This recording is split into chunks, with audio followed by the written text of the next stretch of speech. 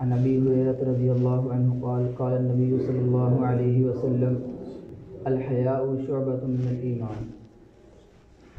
حضرت ابو ہریرہ رضی اللہ تعالیٰ عنہ سے روایت ہے، وہ فرماتے ہیں کہ نبی کریم صلی اللہ علیہ وسلم نے ارشاد فرمایا، حیا جو ہے وہ ایمان کا حصہ ہے۔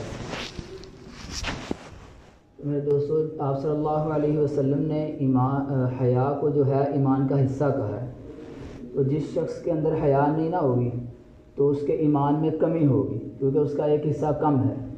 اللہ رب العزت جو ہے وہ ہمیں اپنے اندر جو ہے حیا پیدا کرنے کی توفیق عطا فرمائے۔ اب حیا صرف یہ نہیں ہے کہ انسان جو ہے اپنی آنکھوں کو جھکا لے، ٹھیک ہے۔ حیا یہ ہے کہ انسان اپنے کانوں سے غلط نہ سنے، اپنی زبان سے جھوٹ نہ بولے، ٹھیک ہے، اور اپنی آنکھوں کی حفاظت کرے، اسی طرح اپنے پیٹ کی حفاظت کرے کہ اس کے اندر حرام کا لقمہ نہ جا سکے۔ تو حیا کے اندر تمام شعبے آ جاتے ہیں۔ حضرت ابو سعید خدری رضی اللہ تعالیٰ عنہ کی روایت ہے، وہ فرماتے ہیں کہ حضور صلی اللہ علیہ وسلم جو ہیں وہ ایک جو نوجوان لڑکی ہے نا باپردہ اور کنواری عورت جو ہے اس سے بھی زیادہ باحیا تھے آپ صلی اللہ علیہ وسلم۔ اور حیا کے متعلق ایک واقعہ لکھا ہے امام ابن جوزی رحمۃ اللہ علیہ نے۔ وہ فرماتے ہیں کہ مصر کی جامعہ مسجد ہے نا، اس میں ایک مؤذن تھا، وہ اذان دینے کے لیے چبوترے پہ چڑھا، تو ساتھ ایک پڑوسی تھے، ان کے گھر نئے پڑوسی آئے تھے، تو اس کی نظر اس وقت یہ مائک تو نہیں ہوتے تھے، تو حی علی الصلاۃ حی علی الفلاح کے وقت جب یہ اپنا سر جو پھیرتے ہیں، چہرہ پھیرتے ہیں، تو اس کی کسی لڑکی کی طرف نظر پڑ گئی۔ تو وہ کہنے لگا شاید یہ نئے پڑوسی جو نئے کرایہ دار معلوم ہوتے ہیں، میں اذان کے بعد پوچھتا ہوں۔ اذان دینے کے بعد گیا ان کے گھر، دروازہ کھٹکھٹایا، اس کے والد صاحب آئے تو کہنے لگا میں نے آپ کی بیٹی سے شادی کرنی۔ شہوت کا بوجھ سوار تھا، تو وہ بیٹی ان کا مذہب جو تھا وہ نصرانی تھا، عیسائی تھے وہ۔ تو اس کے والد نے ایک شرط رکھی، میں اس شرط پر تو تیری شادی اپنی بیٹی سے کروں گا کہ تم ہمارا مذہب قبول کر لے۔ تو یہ شہوت ایسی چیز ہے، اس نے بوجھ سوار تھا، کہتا ٹھیک ہے میں تمہارا مذہب قبول کرتا ہوں۔ جب اس نے مذہب قبول کیا، اس کے باپ نے کہا چلا اوپر جا کے تفصیلاً بات کرتے ہیں۔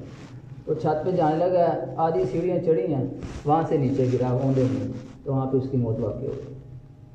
تو دیکھیں اسلام کو چھوڑ کے کہاں مذہب چھوڑا، اور اللہ رب العزت نے کیسی سزا دی۔ تو ساری خباثت کس کی ہے؟ نظر کی، تو نظر کو جھکایا جائے۔ اللہ رب العزت سے دعا ہے کہ اللہ رب العزت ہمیں اپنے اندر حیا پیدا کرنے کی توفیق عطا فرمائے۔ دوسرا پہلو کہ حضور صلی اللہ علیہ وسلم نے ارشاد فرمایا کہ آپس میں ایک دوسرے کو ہدیے دیا کرو، اس سے محبت بڑھتی ہے، ٹھیک ہے۔ آج کل جو ہے نا ہدیے، اس کی شرح بالکل 0% ہو چکی ہے، تصور ہی نہیں رہا۔ اس کی وجہ یہ بتاتے ہیں کہ آج ہم نے ہدیے کو اس کی جگہ استعمال نہیں کیا، بلکہ جہاں ہدیہ استعمال نہیں کرنا چاہیے، جہاں ہدیہ دینا جائز نہیں ہے، ہم ہدیے کو وہاں استعمال کرتے ہیں۔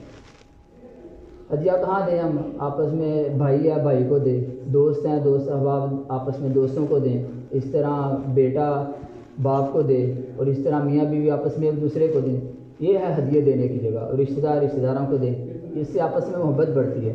اور ہم کیا کرتے ہیں، ہم یہ موقع آتے ہیں عیسائیوں کے، ویلنٹائن ڈے ہو گیا، ٹھیک ہے، اور اس موقع پہ ہم جا کے دیتے ہیں۔ اور دوسرا نوجوان ہے آج کل، ہر ایک نے اپنے کیا کہتے ہیں موبائلوں میں پتہ نہیں کتنے نمبر رکھے ہوئے ہیں، تو ان کے لیے ہدیے۔